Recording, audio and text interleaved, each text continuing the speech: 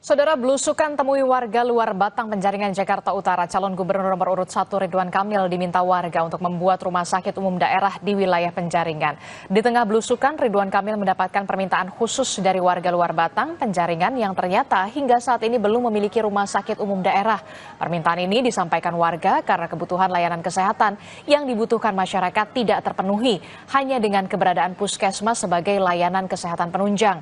Untuk mengakses layanan kesehatan seperti RSUD Koja, warga luar Batang harus menempuh jarak 10 km.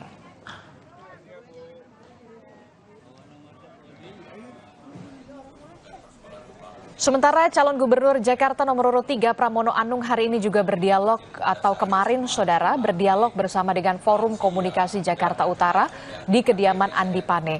Usai berdialog saat ditanya wartawan soal masih tingginya swing voters di Pilkada Jakarta, Pram bilang saat ini ia dan Rano sering menyapa warga turun ke bawah, tidak hanya sekedar kampanye di media sosial.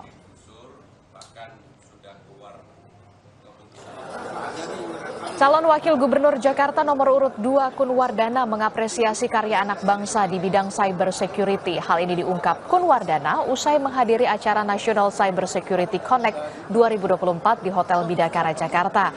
Kun menyebut hal ini sejalan dengan programnya bersama dengan Dharma Pongrekun yang menjanjikan penyediaan internet gratis bagi warga Jakarta.